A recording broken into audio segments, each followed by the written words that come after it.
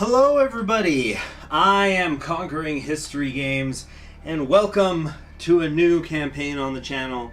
A campaign I've been wanting to do for quite a long time.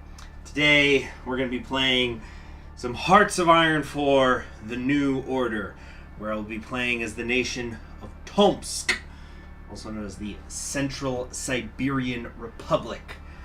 And we will be attempting to unite Russia under the humanist agency of Dmitry Shostakovich and his humanists. Because, well, let's just face it, we've had some pretty rough times out here in Russia. I see people in the chat already talking about how the gamers are back. You know, the gamers are back in town. The gamers are back in town. Look who just got back today. The wild-eyed gamers who had been away. And then of course it could not be the first episode of any series on this channel without somebody immediately saying what other thing I should be playing instead. So thank you very much, Tyler Fan, for fulfilling that tradition. And instead of focusing on the here and now. So a couple of things I want to talk about here. There's going to be some special changes for this particular playthrough. Well, really one basic special change, but also a couple of. Let me talk about the main thing first.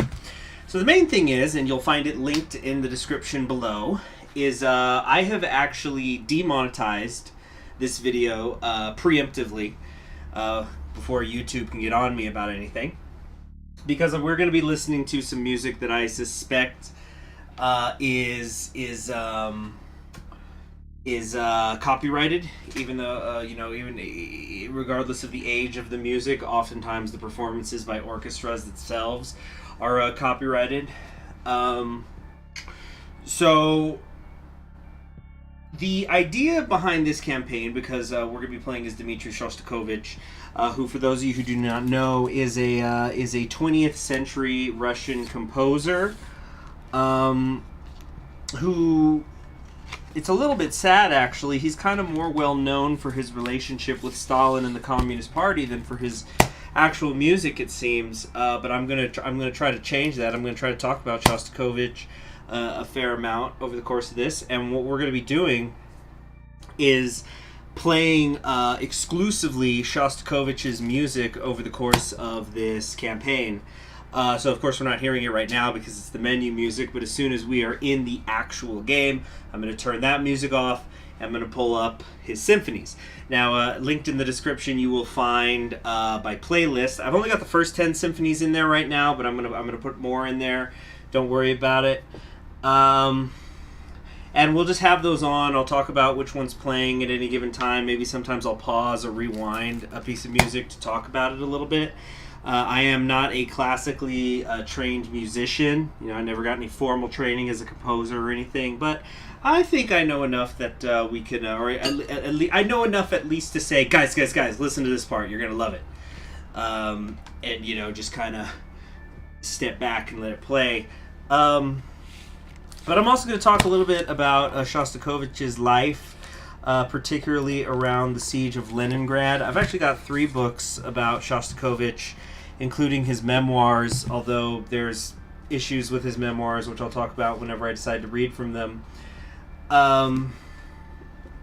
But one of my favorite history books ever, that I only read this year, but it very, very quickly became a favorite of mine, is about Shostakovich. It's called Symphony for the City of the Dead, and it's the story of Shostakovich and the symphony that he wrote while Leningrad was under siege. Leningrad, of course, was his hometown, and it's just an incredible book. Big fan of it. It's on my shelf of fame. Hello there, Frenchan. Hi. Good to see you got around to this. Yes. Although, at some point this week, probably not today, Frenchan, but at some point this week, I'm actually going to send you a message about a pre-recorded series I want to work on. Anyway, so I debated making this a pre-recorded series, but I chose not to because I thought it'd be fun for us to sometimes talk about the music live. But also, it's my understanding that the thing that makes Tomsk difficult is not necessarily the battles, although those can be hard in their own way, but that it can be very difficult to retain the party that you want in power. And we've seen this before in other live streams, right, where the AI will initially begin uniting Russia with one faction, and then that faction, I guess, loses an election, and then and there's so many interesting factions in Tomsk. I'll probably only tangentially talk about some of them because this is going to be a humanist run. But it's going to be there's very, very interesting groups is all I'm saying. I'm also going to now turn my fan on just to get some circulation. Also, it was 107 in El Paso today, so yeah, I need at least to get fresh air moving around. Okay, so that's a lot to talk about. Let's actually jump into the campaign itself. Although I guess I should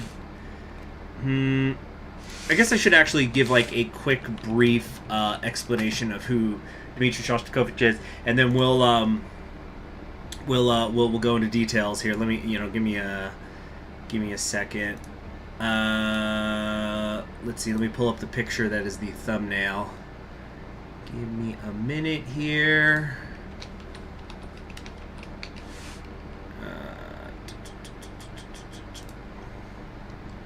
Okay, here we go. Well, that's not a great picture, is it?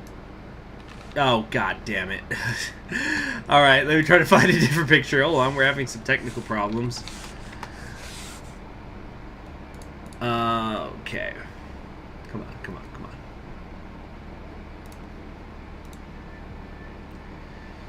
Jesus fucking Christ, how hard is it to find a picture? Okay. There we go. That'll do. Not a great picture, but whatever. Let me zoom in. Okay. Oh god, where do I click the thing? Where's the thing? Oh lord.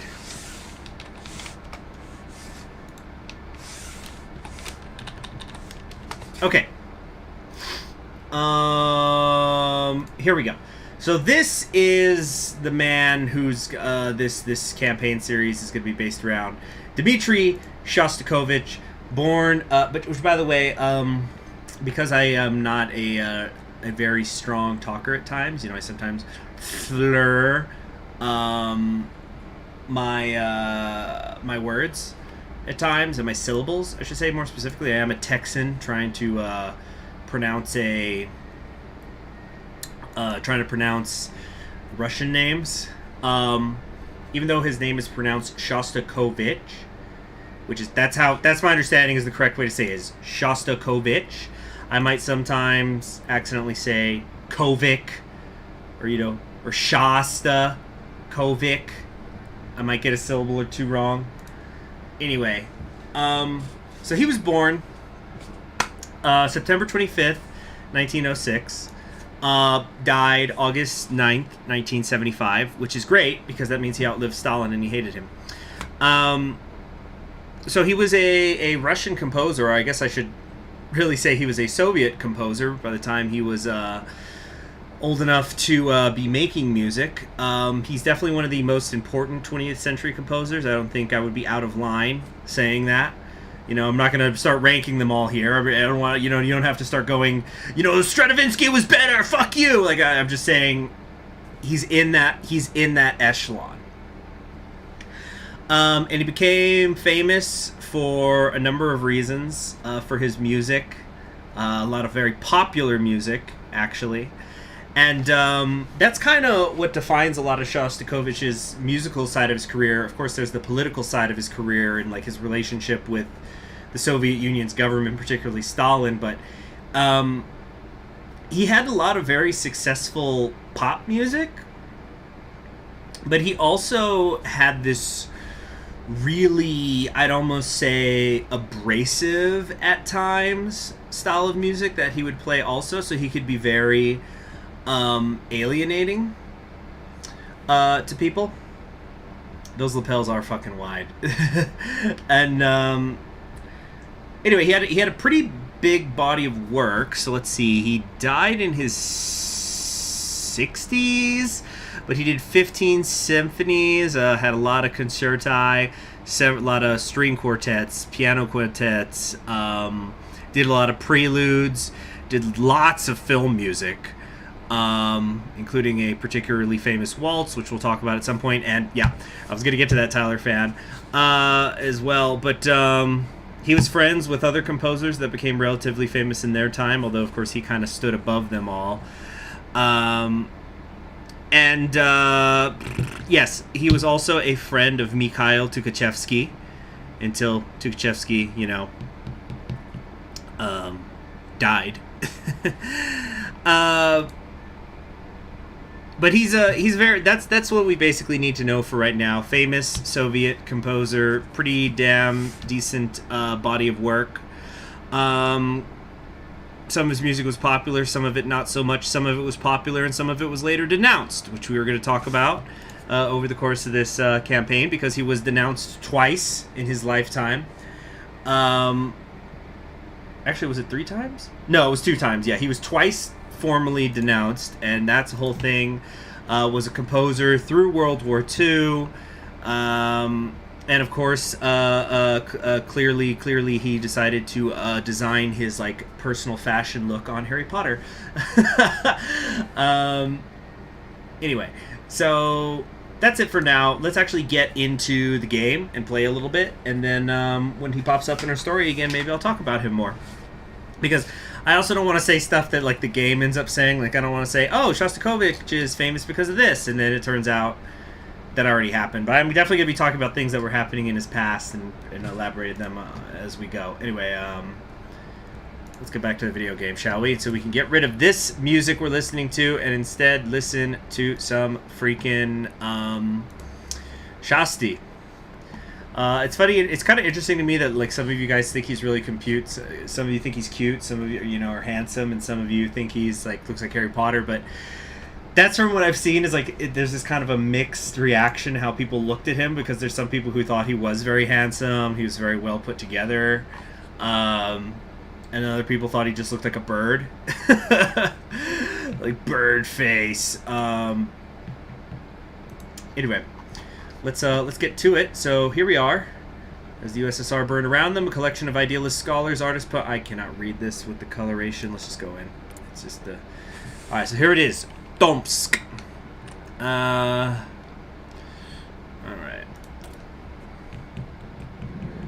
Okay.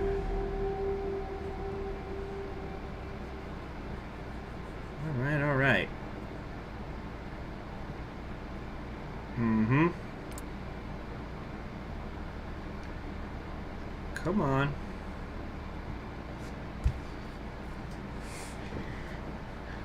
He is indeed a composer of war plans to drive warlords out of the motherland. Yeah.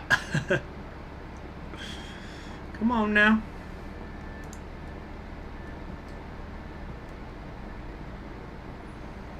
Mm-hmm.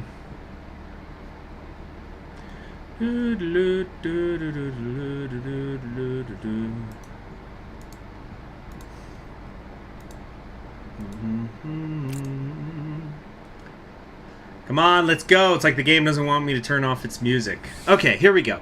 So first things first, we're coming in here. We're shutting the music off. It's over. It's over. Alright, so we're going to be listening to start here. I just had the playlist. Where did it go? Yeah, so I made a playlist of some Shostakovich music. I meant to do this earlier, but what we're just going to do here is listen to... I've got the first 10 queued up, so that's 8 hours worth of music, so I don't think we're going to run out of it today. I'm going to put in more, and again, the link to to this is in the description. It's just the symphonies right now. I'm going to have the first 15 symphonies put in there, and then I'm going to put in some other smaller, more famous stuff. Or not more famous, but also famous stuff. So here we go. Play all. We're going to start by listening to Shostakovich's Symphony Number 1 in F minor. When the bong sound effect match right when you start the game. You should attack the free aviators and get Dmitri a pair. Oh, if they're free, we don't have to attack him. I'm so sorry. Yeah, so the Symphony Number 1 is what we're going to be listening to here first in a minute. Just for scale, this is the symphony that he wrote as part of his graduation when he went to the, I think at the time, I don't remember if it was still the Petrograd Conservatory, but this was in the 20s. He was only 19 years old when he finished this first symphony. So you can kind of think of it like the musical equivalent of a master's thesis. Anyway. So we'll get... It's only about... And so it's not super long. It's a little bit over a half hour. It's going to be tricky figuring out what's the proper volume to have in the background, though. Oh, that's fucking great. And now we... There we go.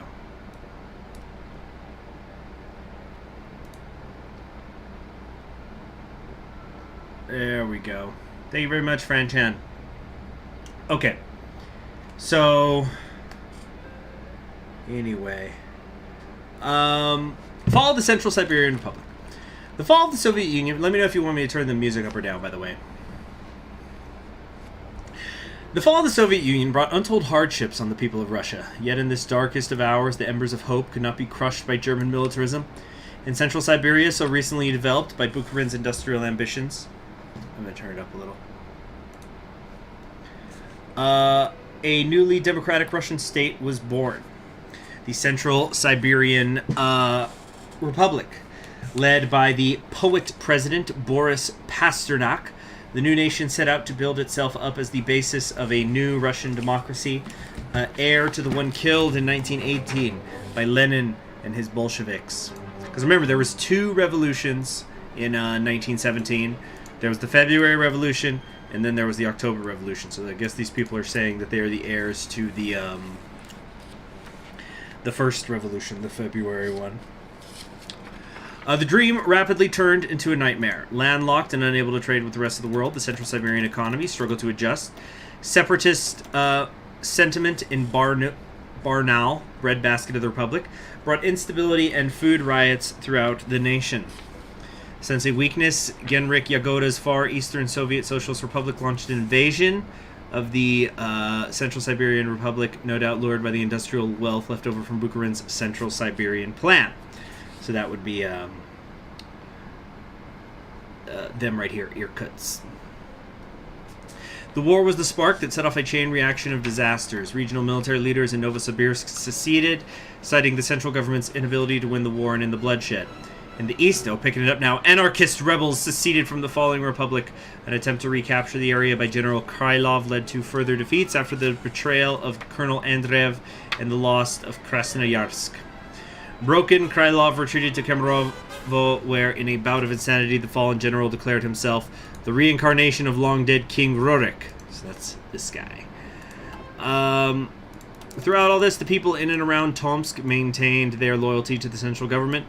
President Pasternak, I think it's pronounced Pasternak, who we're going to talk about because he intersects with Shostakovich's line. I probably will sometimes call him Shasta for short, by the way, if I'm feeling like I'm slurring my words too much. And his advisors worked long. President Pasternak suspended elections after the fall of Krasnoyarsk and declared a provisional government to stabilize the failing republic. Through all this, Pasternak and his advisors worked long hours to stabilize the food situation and ensure some semblance of normal life could return to the capital. Even being diagnosed with cancer has not stopped President Pasternak from his Herculean efforts to prevent the collapse of the republic. Oh, so this must be like their Senate or something. Despite Pasternak's popularity, the people of Tomsk can see the provisional government is only able to manage the republic's decline instead of turning things around. All hope is not lost, however, as the poet-president has begun work on new foundations for the republic.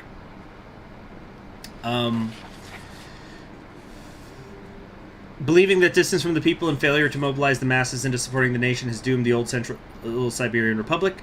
Pasternak has begun drafting a new constitution, one that would allow the Republic to tap into the vast pool of intellectuals, artists, and scientists in Tomsk. The Siberian Athens, blessed with schools, universities, and salons, shall rely upon its four greatest political associations in order to achieve its revival. The conservative Decembrists, led by Russian medievalist Dmitry Lykenchayov, the centralizing industrialists of the Bastillard Saloon, and their leader, avant-garde poet Danil Karms, composer Dmitry Shostakovich's utopian socialists of the Humanist Society, and the liberal technocrats of Andrei Sakharov's modernist saloon. Citizens, the Republic is at a crossroad. Only through experimentation, courage, and dedication can the Central Siberian Republic Phoenix rise from its ashes. So we have a unique rotating constitution. There's 4 unique ideologies: defeat the separatists and traitors, unify Central Siberia, and reclaim the industrial plan. Okay, there we have it. So we have near Boris Pasternak. So I'm actually going to read a poem of his real quick. Actually, this was a poem that was said to Pasternak by Shostakovich, because Shostakovich wrote some poetry too. It's about Stalin, and so he said basically, Boris, this is about Stalin. His fingers are as fat as grubs, and the words final as lead weights fall from his lips. His cockroach whiskers leer, and his boot tops gleam, and every killing is a treat for the broad-chested Stalin.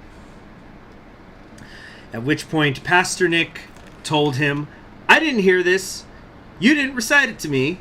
You know, very strange and terrible things are happening now. They've begun to pick people up. I'm afraid the walls have ears, and perhaps even these benches on the boulevard here may be able to listen to tales. So let's make out that I heard nothing. Can I call the majority of this audience Thermidorians? Yes, you can. I guess so. Anyway, let's read Boris's biography here, though. Boris Leonidovich Pasternak is not a politician by trade, but rather a poet and a scholar. A Muscovite of Jewish ancestry, he quickly became renowned in the early days of the Soviet Union for his collections of poetry and translations of English and German classics. However, his early admiration for Lenin soon wore out, and he found himself scrambling to try and get friends and colleagues off of blacklists and out of prisons. Pasternak, despite his reputation suffering, never saw offensive censor or persecution himself, as many within the Politburo and NKVD viewed him as too passive and detached from reality to pose a political threat. As the Germans marched closer to Moscow, Pasternak and the remnants of the Soviet intelligentsia fled to the east, with many taking refuge in the city of Tomsk. There they decided to draft a liberal constitution inspired by the undying Russian democratic thought and pledged to restore the freedom of expression that they craved under Soviet rule. Their cause gave birth to the Central Siberian Republic, which proved itself to be a worthy foe to the declining dictatorship of the far eastern Soviet state, but soon collapsed under its own weight, unable to cope with ambitions of their own generals. Pasternak now rules a state dominated by intellectuals and artists full of thinkers and poets. Though he and his colleagues give wonderful speeches, draft laws that are fascinating to read, and compose beautiful anthems, their only previous experience in holding office has been on university faculties. Whether Pasternak and his nation of dreamers will achieve anything, or be content to sit in their ivory towers, is a question that has yet to be fully determined. Okay. National spirits, I always want to go over those. Legacy of the Siberian Plan. Our statelets in a unique region of Russia. There was a industrial project here. So right now it's helping with our consumer good factories, but our factory output is slightly down. I think this is something, just from what I've seen on the outside looking in, I think this is something we can modify depending on different directions that we go in.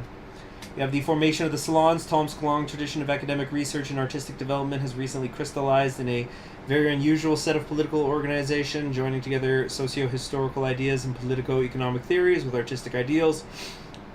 The 4 great salons of Tomsk are a dizzying combination of political parties, military cliques, avant-garde artists, and social movements. While each salon roughly approximates a traditional political current, and none of them are likely to have twins in any other democracy of the world. So that's actually helping with our political power gain, stability, and research. Very cool. So, warlord of the city, the Central Siberian Republic has been critically wounded by traitors and separatists. Now, Pasternak's great democratic project has been pushed to its last retrenchment, and many doubt the Republic will see the end of the 60s. Wait till they get a load of me. All is not lost, however, for the remaining soldiers are determined and led by the indefatigable Marshal Shepenshikov. The Republic still lives, and its troops will face any opposition to save their homelands. That helps with defense and recovery rate, not so much with the stability. And finally, we have a provisional government. The successive disasters of separatism in Barnaul, war with Yagoda's accursed Soviet remnants, and mutinies in the army have broken the back of the old Central Siberian government. Now an emergency provisional government led by Boris Pasternak tries to keep the Republic alive. While the population in Tomsk has been appreciative of the efforts of the Pasternak cabinet to fight these catastrophes, the haphazard provisional government is badly overextended. The state of emergency cannot go on forever. So that's hurting our daily political power game, but it increases our war support. Interesting. Okay, so I'm telling you, we're gonna unpause here soon.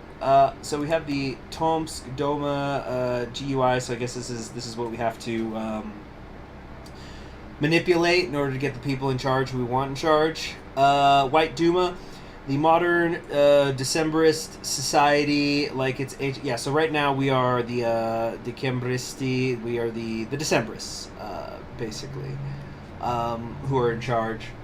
The modern Decembrist society, like its ancient forebears, has long looked to the West for constitutional developments. Popularly elected legislatures are too easily swayed by populism and demagoguery, whereas appointed legislatures are callous and distant from the common man. As such, the Decembrists have modeled their Duma on a bicameral model. A lower house selected by the people is able to propose laws that are then analyzed by an appointed upper house. The upper house's powers are constrained, and its members are some of the Republic's most respected citizens from all political origins. So we have like different interactions we can do here. So like this is us. We can click here. We can ask for December support in the lower house. We can do this once a month. So this will decrease salon authority. Oh yeah, it's got. I guess what? Oh, because we got like our authority here and then the popularity here, which are not the same thing. So it's pretty damn even, though. It's very, very close together. Having said that, the humanists who we want to switch over to definitely have the least amount going for them. Okay.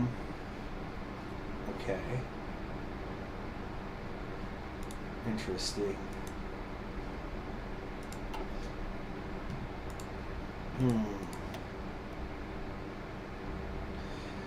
You need to have at least 10 salon authority in order to take other actions. So you're basically spending political capital. All right.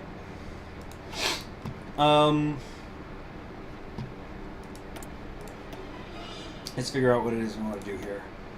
I think a bit of industry sure would not hurt. And let's come over here and get the vacuum tube computing. Okay, where's my water? Jeez. Hold on a sec. I forgot my water in the other room and I've been talking for like a half hour straight. I'll be right back.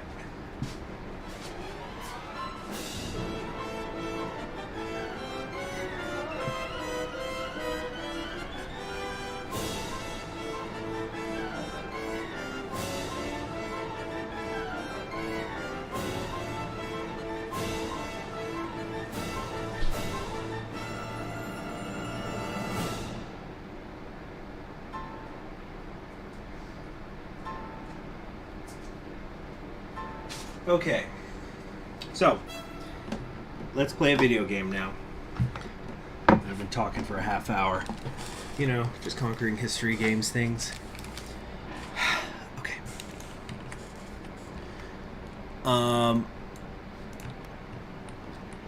I'm really having trouble trying to figure out exactly what's the right volume to have this music at.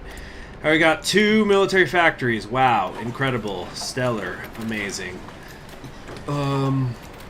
Got some free civilian factories here. I guess let's just do some infrastructure for right now. Well, they're using 5% consumer good factories. How about that? Oh yeah, let's just look at some other things here real quick. So we've got a multi-party system. We're secular. Trade unions are allowed. We have quota integration. We've outlawed slavery. We allow public meetings. We have free press, registered voting. We take in skilled refugees. We got a 2-year draft. Women have combat roles. There's military policing. We do basic training. There's racially integrated military. There are no draft exceptions. Economically, we are on an export focus, early mobilization, low taxation, flat. We have flat taxes. A trinket minimum wage, 12-hour work days. Child labor is illegal. We have pensions, but they're low. There are some low unemployment subsidies. We have minimal safety regulations. Hello there. How am I? I'm doing okay, Darksight 1000. I kind of had a rough one. We have a new president. Who has a new president? What are you talking about? We just started. We haven't changed anything yet.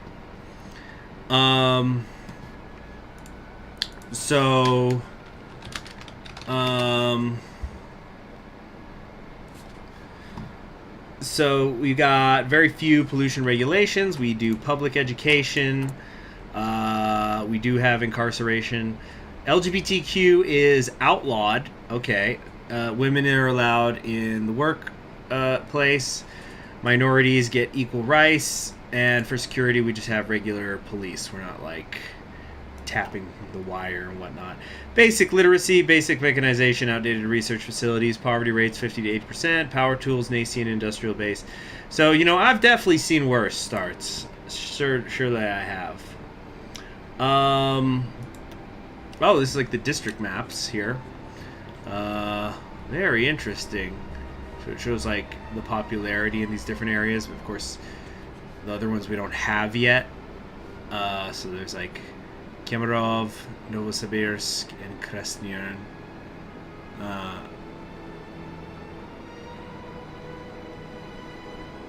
Let's see here. And for some reason, the humanists don't decriminalize LGBT rights. Well, it's like the French Revolution and women. They kind of forgot about them, didn't they?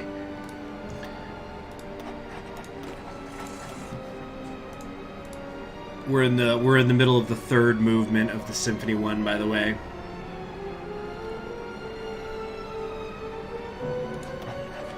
This is where the building's happening.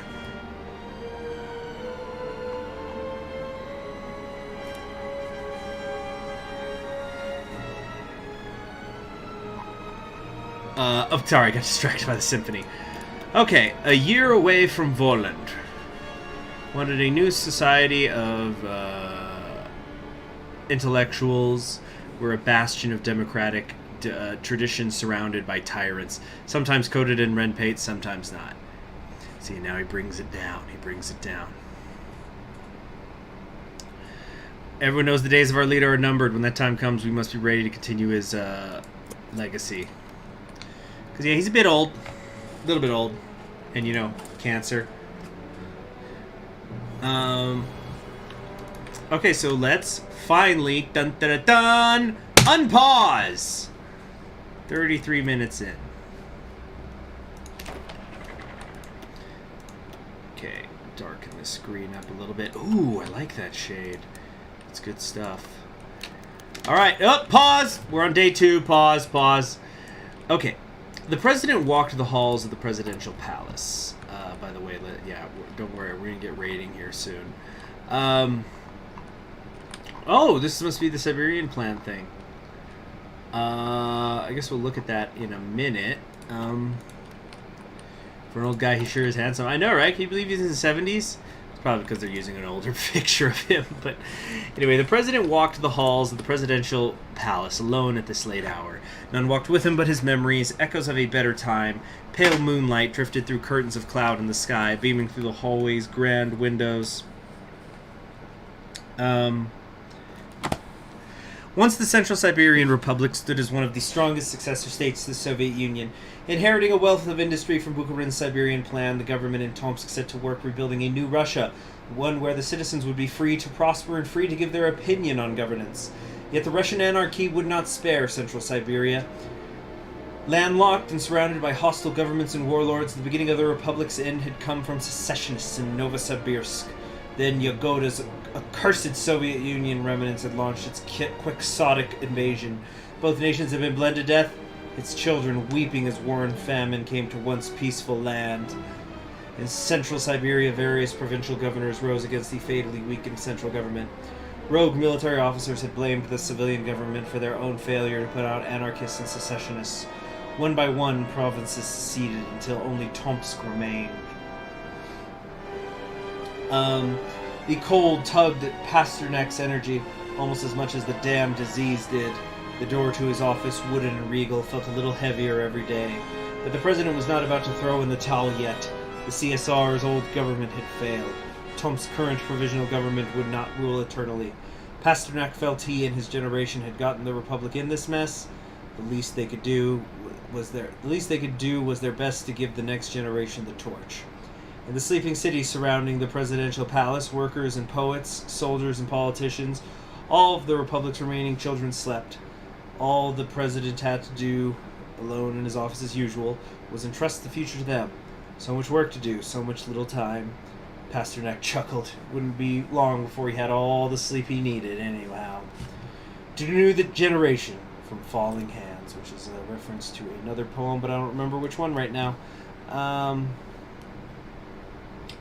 Okay, so let's unpause once more.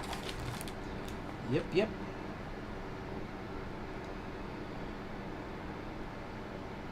By the way, actually, I'm gonna just another little reading here, but from Boris Pasternak. So, during the height of the famine that happened in Ukraine in the Ukraine in the 1930s, Pasternak actually got a pass to go visit Ukraine. And he said, "I'm doing it because I want to go and I want to write a beautiful heroic poem about farm collectivization." And this is what he found. This is a reading from Symphony for the City of the Dead. Roughly 6 million people starved to death during the implementation of the 5-year plan. In 1933, more than 4 million people starved in Ukraine alone as their food was taken from them to pay for foreign factory equipment. The Soviet president of Ukraine admitted, "We know millions are dying.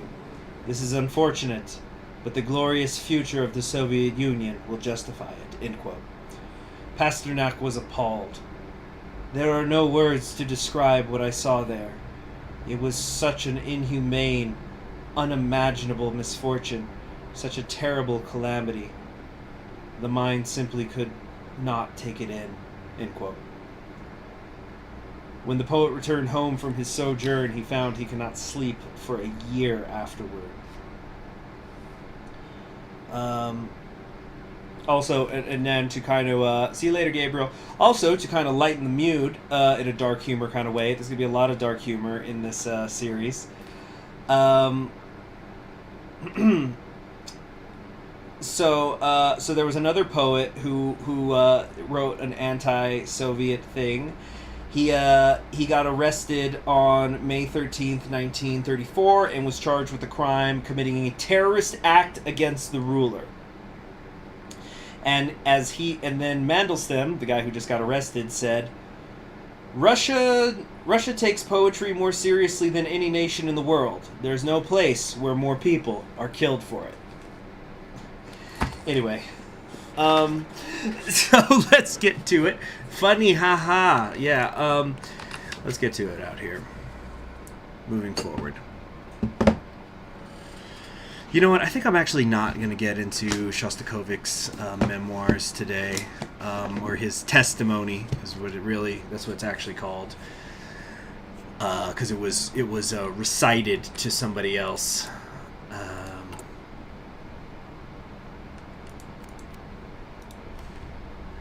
Let's see, I watched a podcast about engineering disasters. Dark humor is what you need to cope with people being pancaked in the most avoidable ways if it were not for human arrogance. Yeah. Yep. I was actually listening to this podcast recently. A friend of mine recommended me. They were talking about, it was like basically a history of the U.S.'s relations with Iraq before and during the invasion of Iraq in 2003.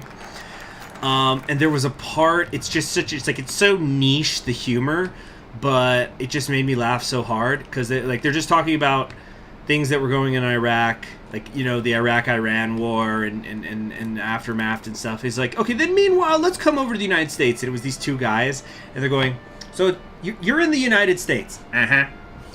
It's 1990. Got it. George H.W. Bush is now president. Mm-hmm. We're pretty much in the end of history. Sick. And just the co-host of this little... Sick. It just made me laugh so hard. Like, oh, nice, history's over. That's awesome. Like, whew. Wrap it up, everybody. Okay, the years of steel, the years of ashes. An entirely unproductive day. Those have been a rarity in President Pasternak's long and eventful life. That's how my day today felt. Now the toil of illness and age were making such days a much more common occurrence. Boris Pasternak had thus spent the day reminiscing as he rested in his bedroom. He had emerged as one of the early leaders of the old Central Siberian Republic. Things had never been easy or evident. Some wanted a continuation of Bukharin's Soviet Union. Others in the army preferred a much more authoritarian type of government, a permanent military emergency until the nation could be reunited. But Pasternak and his allies had appealed to the intellectuals of Tomsk, those who dreamed of a freer future. They had also appealed to the common man, promising to the worker prosperity in return for their help. Now the president found himself as leader of a much-reduced republic, its democracy temporarily suspended. Oh, we're in the fourth movement now. This is Allegro Molto. Now the president found himself leader of a much-reduced republic, its democracy temporarily suspended by a provisional government, its economy in shambles. Time has made a mockery of these early plans. Pasternak's been surprised to see the public back his continuation as emergency provisional president. Had he not embodied everything that had gone wrong with the Central Siberian Republic, yet the people in Tomsk had somehow kept their trust in him. Even the workers dutifully continued their shifts in the great industrial works. Pick it up, pick it up, pick it up.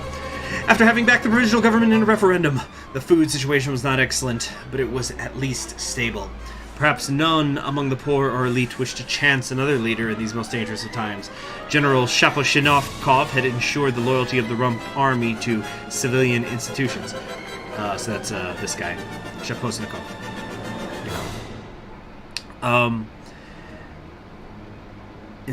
The president felt a bit humbled by the trust shown to him. He also knew his people expected much in return.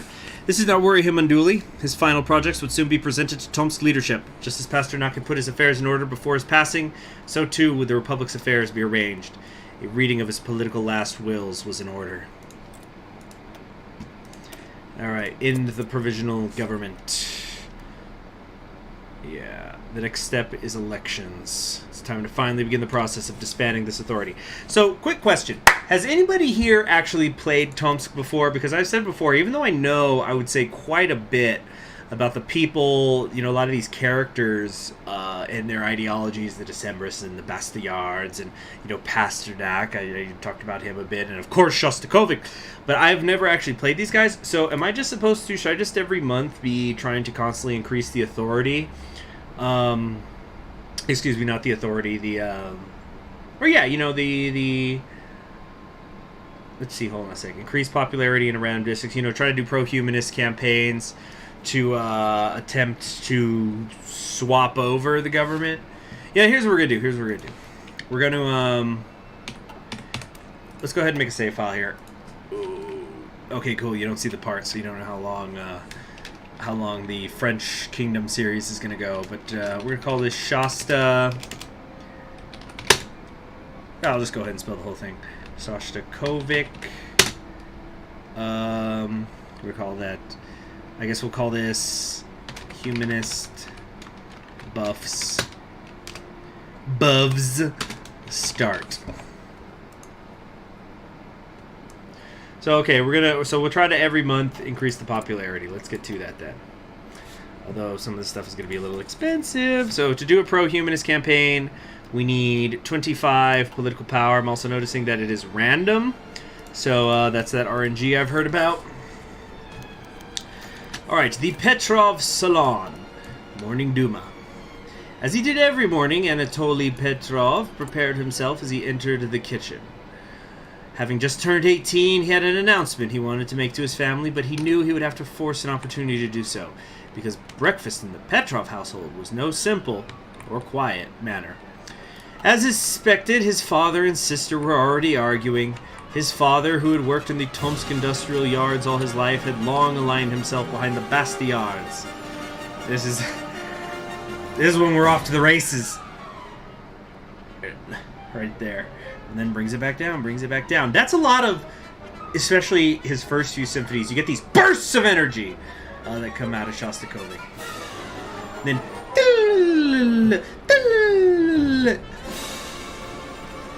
get up. 19 years old. 19 years old he writes this.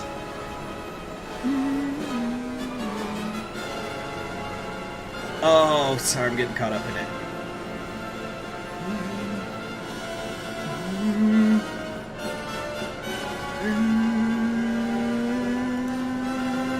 It's like it's climbing. It's like forcing itself up the mountain.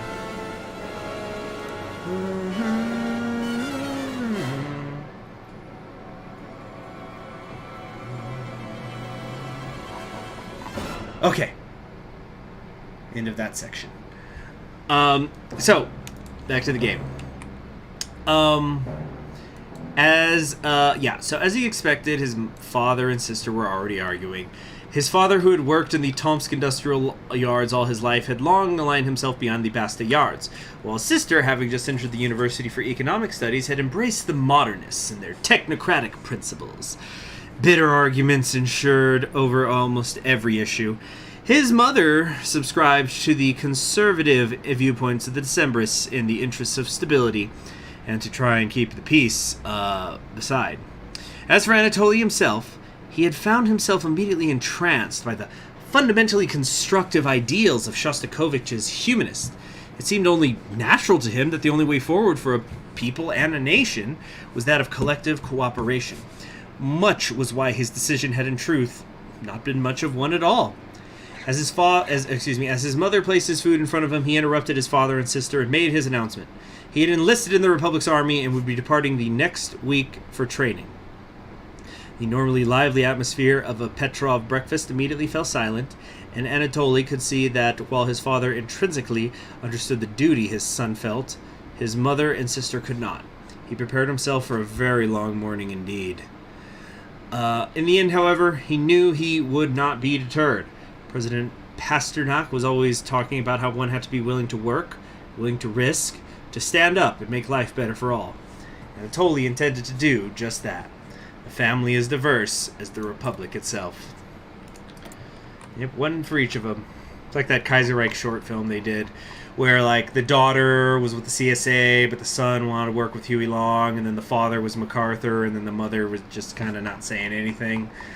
Alright, okay, so we could scavenge for loot, but I want to at least get started on the popularity. So, pro-humanist campaign time, let's go. We won't be able to do this for 30 days. Why not? I've got 25 political power. What's the problem here? Do I need to wait an extra day? Have more than 25? Oh, this is a problem. Do I have to go to decisions, maybe?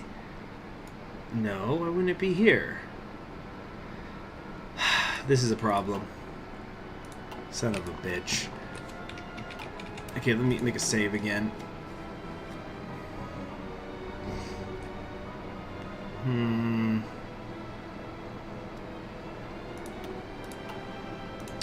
The mother was Hawaii separatist. Really? Is that confirmed? Or you're just making a joke? What is going on here? So, like, if I go to the Decembrists, can't do this for 30 days. Oh, you know what? Maybe it's we're not allowed to do it, meaning for the first 30 days. That's what it means. Colin says, CHG, I recommend abusing the SIB plan. Don't worry about the workers, and also hope that Kemerov uses the tank focus. Just picking it up here. This is the end. This is the end. This is the end of the symphony. Just like 30 seconds.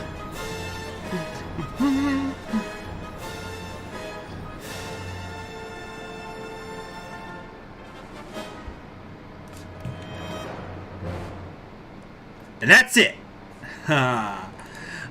Okay. So yeah, that was the first symphony of Dmitri Shostakovich. You know, what was I gonna say? You know, 19. But you know, it's obviously there's like some really fast melodies there, a lot of fast drums, that huge climax, and then you know, it gets brought down a little bit. A lot of false starts in that. Yes, clap, clap, clap. Based and utopian pilled. I like that, Victoria. Victor Suarez. I like that. So anyway, we're next gonna listen to Shostakovich's Symphony Number 2, which is a bit more famous because it is called To October, or also 1917. Right, no, I'm thinking of a different one actually, but this was a piece that he wrote for the 10th anniversary of the October Revolution, and so it was played on Remember the 5th of November. So the idea of this one, it's my understanding, is that it's supposed to be very chaotic at the beginning, and it eventually resolves itself. I think this is supposed to like be a representative of you know, the spirit of October coming in and you know, forming this new Russia. So he did this one. This one premiered in 1927. So he would have been freaking 21 years old when he made the second symphony. It's also very short, as you will hear. It's yeah. It's basically chaotic opening, then there's a violin in the middle, and then the choir comes in. Okay.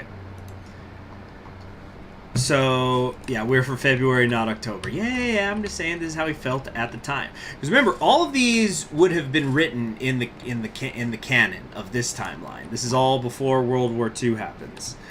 So these are canonical Shostakovich works. All right, but seriously, can somebody? Okay, yeah. So I'm guessing we have to maybe wait until January 30th. That's the problem there. I guess let's scavenge for some loot in the meantime. If after January 30th I can't boost the popularity of the humanists, then we might actually have a problem here.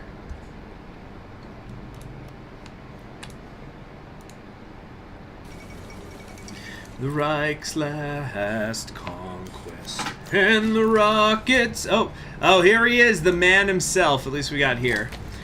Another glass of vodka, the older man offered. Mosi accepted with a nod. He had long given up encouraging his friend and mentor to quit drinking. It always saddened him to see the old composer reduced in health. Sorry, I hit something in my throat there.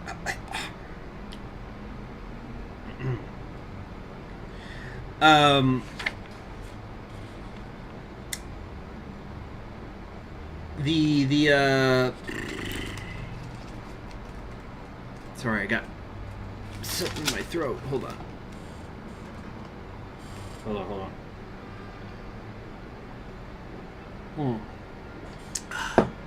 Oh, by the way, I'm actually going to pause the symphony real quick.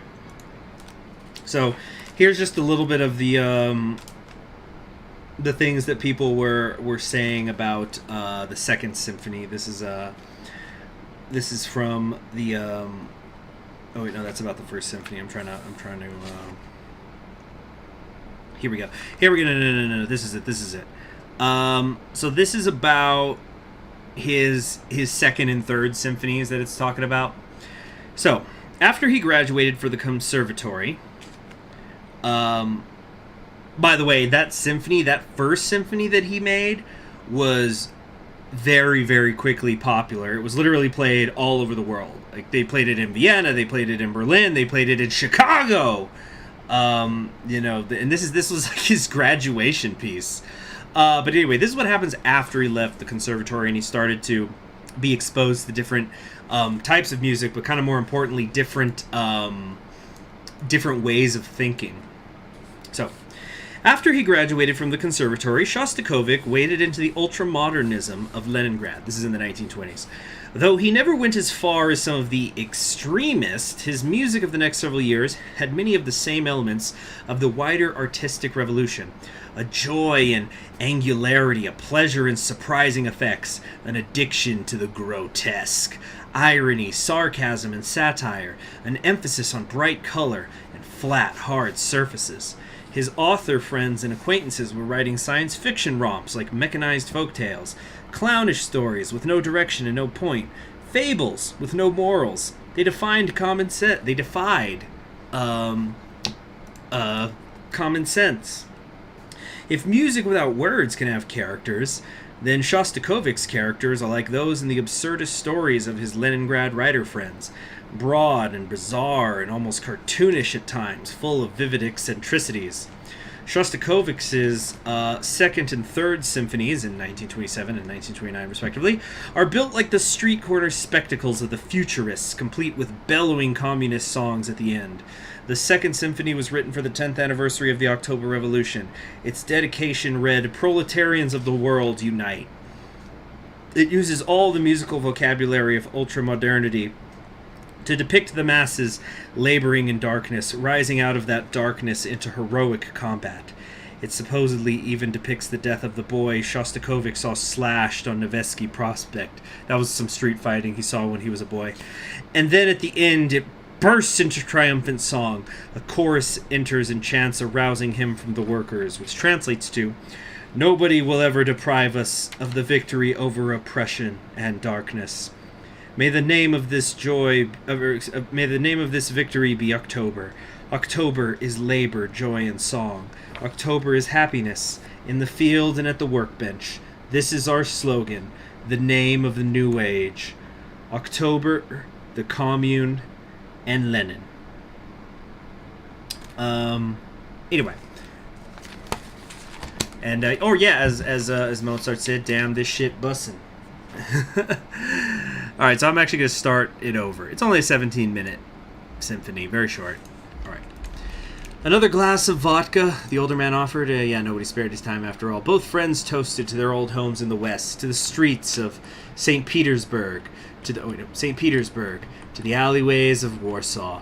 Both lost to the years, fascist jackboots keeping them drowning in the ebbs of time until even memories were dissolved. The two friends did not particularly enjoy musing on painful memories, yet the fall of Europe cast their shadow on both musicians' lives. To this tragedy, Dmitri Shostakovich could find echo in the more recent catastrophe of the destruction of the Central Siberian Republic, a nation of hope and progress, crushed by militarism, its corpse embalmed by faceless bureaucrats and kept on display. "What is there to be done?" asked Mosey. His mentor gazed into the distance, absent-mindedly pushing back up his glasses. Finally, the old composer spoke. "I've been discussing with fellows of the Humanist Salon. I will run for presidency." Anticipating his friend's objection, Shostakovich lifted his hand. "Ironic, isn't it? Even as the poor Pasternak has a foot in the tomb, I stand in line behind him with my own poor health. Yet something must be done. The president is a good man, and his call for election is the right one. I'm afraid, Mosey. So many candidates running. None of them understand why the old republic failed. Everyone has solutions to be implemented top-down, orders and instructions for poor workers. But who will listen? Who will cherish the common man, the elite's so-called equals, their brothers and sisters? The old CSR didn't listen to the men in Altay and Novosibirsk, to the anarchists, to the poor and the hungry. I'd like to try to do something about it, Mosey. After a life of just being a victim of events, Shostakovich fell silent. The younger musician put his hand on his mentor's. It's never too late to try, Dmitri. Now how about we honor this bottle a final time for the day? The older man smiled, nodded.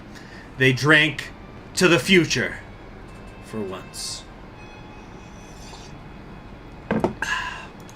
Yeah, Shasta was, well, you know, he was Russian, so it's a different standard for them, but he was apparently quite the vodka drinker.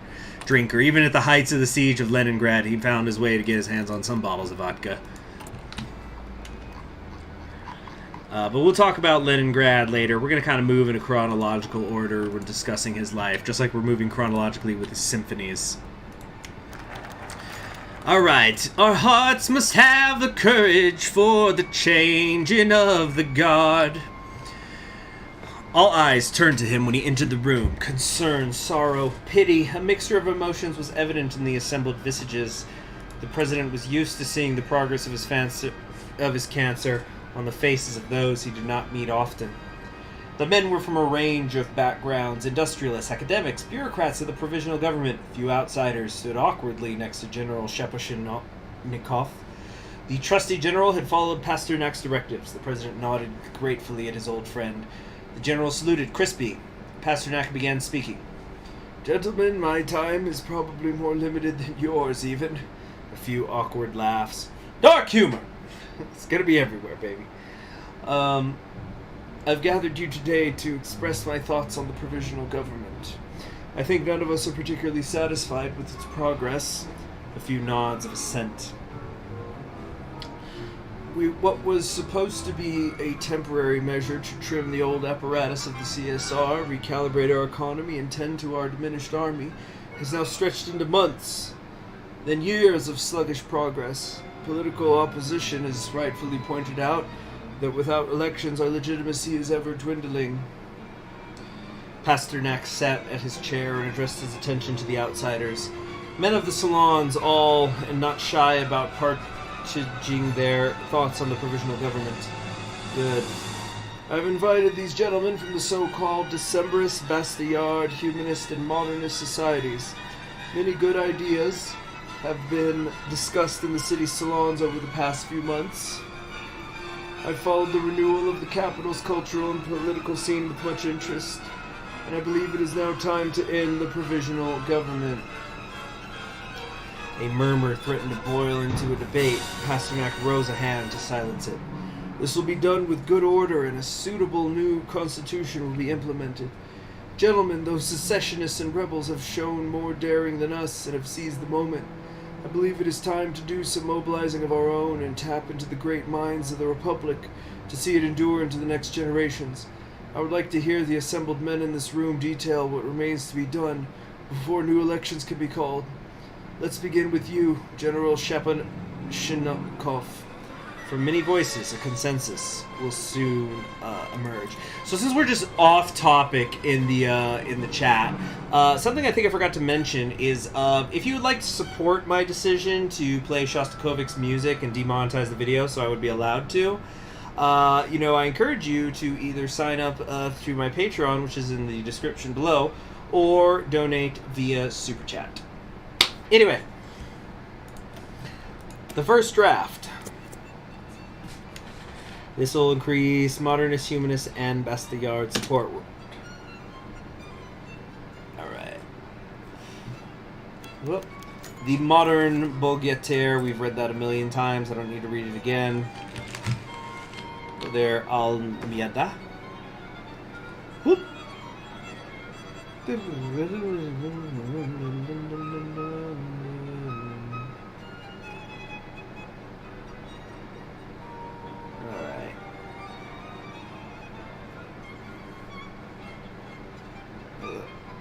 Am I not unpaused? Oh, it's because I'm only on 3-speed. Assassins are striking at Hitler. Okay. Oh, we've got 2 aces in the chat. That's interesting. Gosh, this command power, the war support is not helping it. Uh,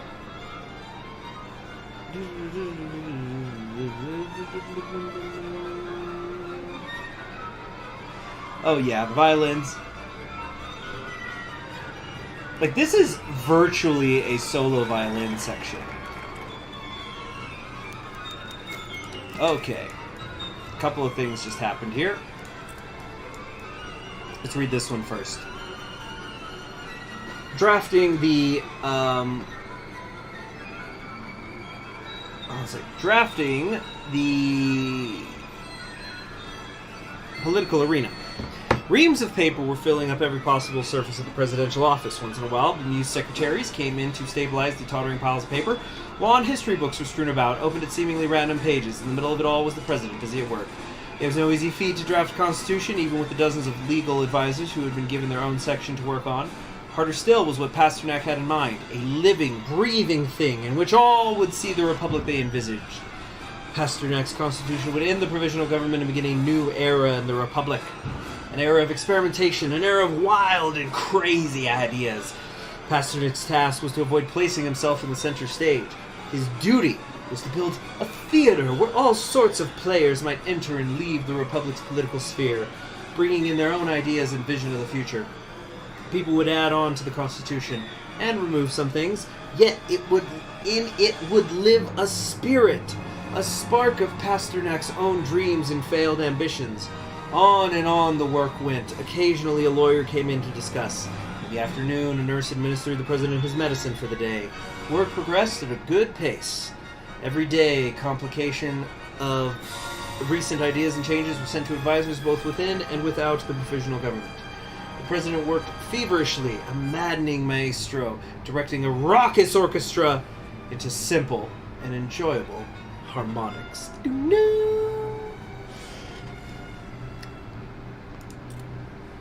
In the Hall of Mirrors.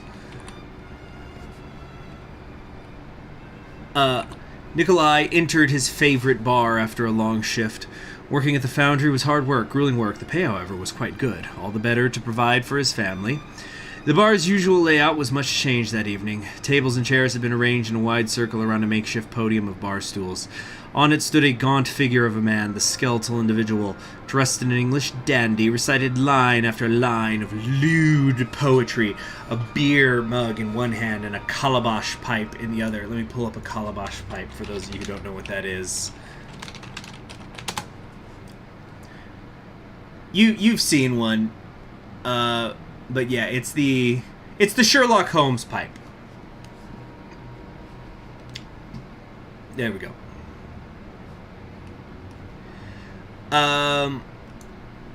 By the way, here's a fun thing. So I am a big critic of the film director Quentin Tarantino. As some of you guys have heard, I think he's become extremely overrated, and he needs somebody to learn to tell him no. But there is some scene.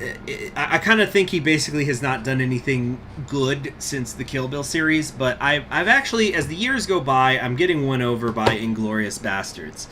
Mostly based on the strength of the performance of Christoph Waltz. So Christoph Waltz, you may remember his character. He's the Jew hunter.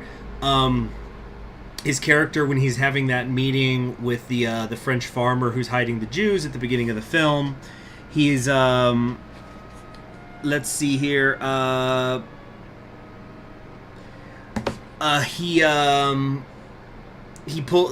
farmer pulls out a pipe, and then, in the same scene, the Jew hunter Nazi, he goes, "May I smoke as well?" And the guy says, "Yeah, go ahead." And he pulls out a calabash pipe. Now, on the surface, that's a joke about, it's like, oh, because he's a detective. He's an evil detective, but he's a detective, and he's like Sherlock Holmes, so he smokes the Sherlock Holmes pipe. But I heard, like, an interview recently that,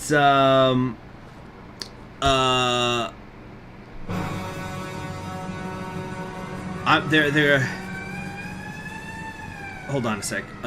But yeah, it was like this thing where apparently, hold on, Herbert Freitas.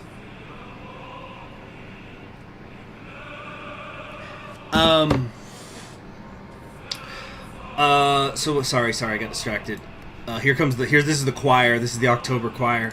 Anyway, so then Tarantino said that he had been having dinner with Christoph Waltz and they were discussing the character, and then Christoph Waltz was basically saying, what if he has a pipe, but because the reason he has the pipe is because he studied this farmer he's going to investigate so much, and he knows the farmer smokes a pipe, so he brings his own pipe and, makes it bigger as a joke, and then it's like the Calabash fight because it's Sherlock Holmes also, but like the whole idea would be like, because you never see him smoke in the whole rest of the movie. So he's this, evil Nazi Jew hunter, but like he loves his job. It's an evil job, but he loves his work and he tries to have fun with it all the time. So he's like, you know what, I'm going to go take a pipe to fuck with that French dude's head, or like my own little personal joke.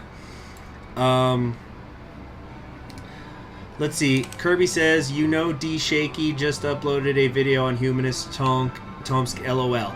So first off, you're going to tell me that you actually laughed out loud at that. Second, who the hell is D. Shaky?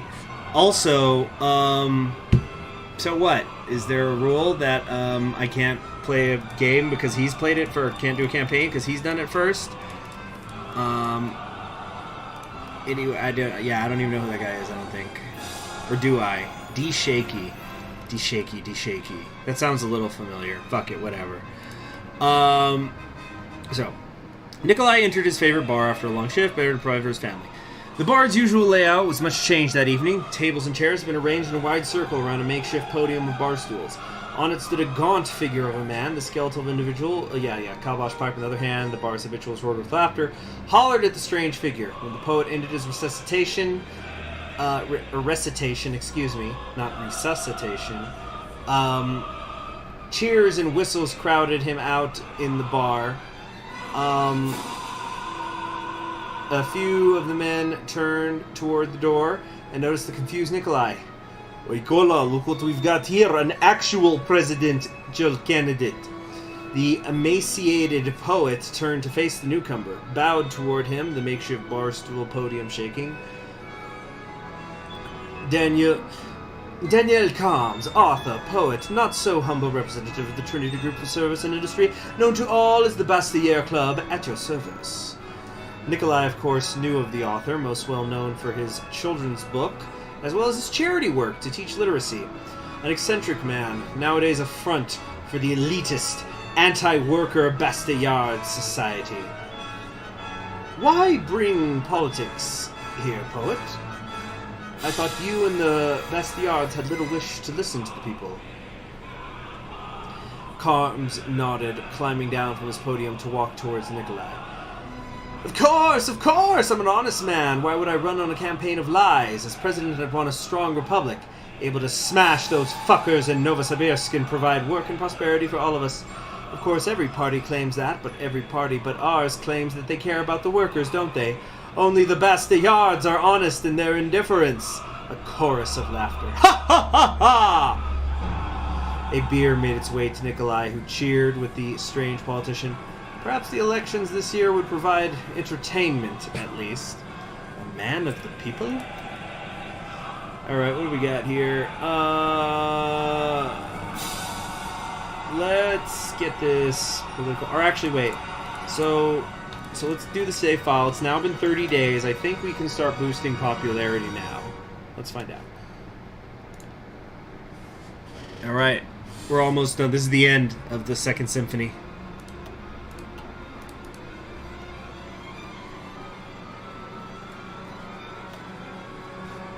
So you still got the chorus with the violins coming back in strong.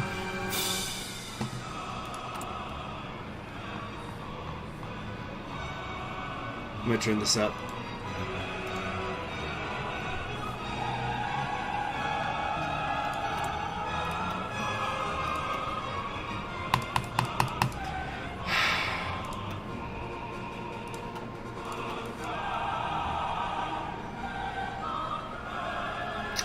Oh, I can't do it till here.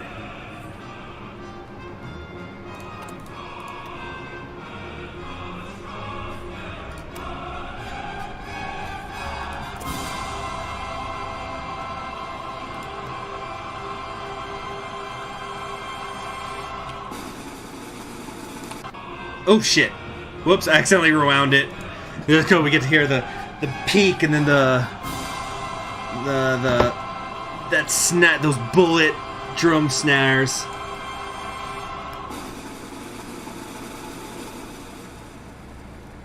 And then bringing it down.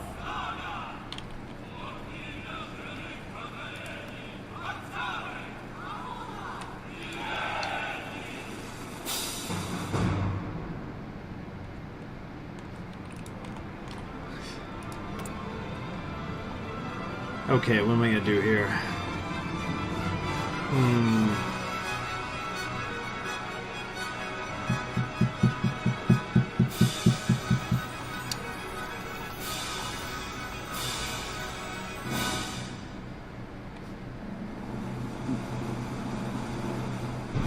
Alright, I think we're going to divert civilian production. Oh, but it's only there for 30 days.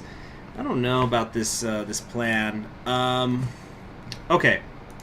So, that was the end of the Second Symphony. Let's now talk about the third Cassira. So the third was written a couple of years later than the second. The second came out in 25, and then the third one happens in 27. So this one was also, in many ways, it's linked to the second because they're both very pro-Soviet pieces. They both take place on an anniversary, so symphony, like their first performance. So like, oh, thank you for that information, Victor Suarez. So like the second Shostakovich's Second Symphony is taking place on the 10th anniversary of the October Revolution beginning. And then his Third Symphony comes out on the 21st of January 1930. Actually, what did I think? What was I getting that mixed up with? The one that came out in 27. But the Third Symphony, this is the one that's in E flat. That comes out. It's performed for the first time, I should say, on the anniversary of Vladimir Lenin's death. Also relatively short, and this one is called The 1st of May, which is a reference to May Day, which is effectively International Workers' Day. Yeah, so it's a waste of PP to lower worker discontent. Get ready for a workers' revolt once you reunite Central Siberia. Oh yeah, sure. That's just fine with me. Anyway, so with that in mind, let's play it. We're probably not going to get to the end. Yeah, we're not going to get to the end of this symphony, actually. So, we'll listen to some of it, and I'll probably, like, restart it again in the next playthrough. So, what I think we'll do here... What am I going to spend this political power on? I still don't have enough to, prepare raids and stuff. We're still scavenging for loot as well. How about we secure some control here? Stability is always good to have. Okay. Petrov Salon, fundamental tutelage. If Anatoly had thought his family represented a microcosm of the Republic, so this is the one who every member of his family follows a different saloon, of opposing viewpoints engaged in spirited debate, he soon found the army was even more so. However, and unlike his family, a Bastiard drill instructor could refuse to accept that a soft humanist could not run 10 kilometers after only a week of exercise. A modernist intelligence officer could scoff at the slow Decembrist who took an extra hour to classify all the anarchist vehicles. Every group, it seemed, had some way to strike against the others. Anatoly had found the factionalism inherent to the Republic alive and well in the military, and though no action ever escalated to outright malice or insubordination, the undercurrent was always there. He wondered if such discord was also present in the Duma, and if President Pasternak had ever been frustrated by others in a similar fashion. The thought saddened him, but, he supposed, much like with his own family, disputes within did not necessarily mean a lack of overall unity. Indeed, despite those differences in outlook and behavior between him, his fellow soldiers, and their superiors, they could all agree that the Republic was an entity worth defending, that under the careful and intellectual command of Marshal Shapashnikov, they would act to ethically expand the reach of multi-party democracy to a region long denied it, and to those suffering so long under oppression. He was proud that he had made his choice to join it, and could not but feel eager to, one day, be on the march. A republic worth fighting for. Wish that I had a republic worth fighting for. So there's going to be sub-ideologies, and the humanists will be called utopian socialists. Interesting.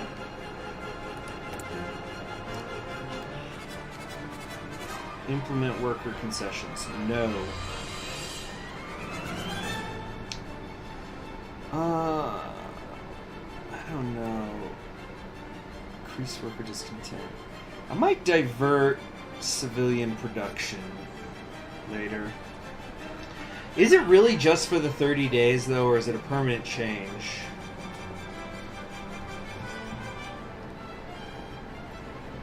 Worker discontent is currently low. Okay, so that's helping the Decembrists. Now let's integrate the salons. The salons were a cultural hub that encouraged social interaction. They've been revived in our own small republic. Oh, here we go, modernist time. Andrei Sakharov sat in his small study, dimly lit by the old light bulb that had kept him company for so long. Thoughts came to his mind one minute and went out the next. A never-ending cycle. He looked back down towards his papers, calculations on some, ideas on the others, but today it wasn't the physics problems he cared about. He wanted to work on Russia's problems, the failures of their democracy and the failures of their military. All of Russia's modern history seemed to be a failure. He thought back to the past when the Central Siberian Republic fell into disarray. Sakharov had not been a major politician, but now, as he went to meeting after meeting in the modernist salons, it seemed his prominence had grown. Andrei continued to think, but he was ignoring his physics papers now. They didn't matter as much. Tomsk, Siberia, Russia, everything had been destroyed by dictators past and present. They needed to move into a new future, one of democracy and modernity. Now Andrei dreamed. He dreamed of a modernist future and a modernist Russia, one that cared about the people and improved their everyday lives, one where he was the president. What Russia would be like with a strong democracy and powerful government. What Tomsk could be like if it could stand up to the despots and radicals of the South, and what Siberia would be like with a functioning economy and a higher quality of life. As his pen continued to write word after word on the papers, his old light bulb dimmed more and more, barely lighting his desk at all. Andrei smiled and left his office to finally replace it. The dark world goes ever far brighter. Okay, so I think that means we've met representatives from all four of the salons. We talked quite a bit about all the various characters. We got through 2.5 symphonies. I'll start the third symphony at the beginning when we next play. And also the chat is just completely off the rails and not talking about the game at all. So we're gonna go ahead and wrap it up here. I do have some other things to do, but I will stream tomorrow. I don't know if it'll be this or maybe I'll do some Celeste. It might see how I'm feeling, but it'll probably be this. But you all have yourselves a pleasant evening, and I will see you around. Alright, so good night, everybody.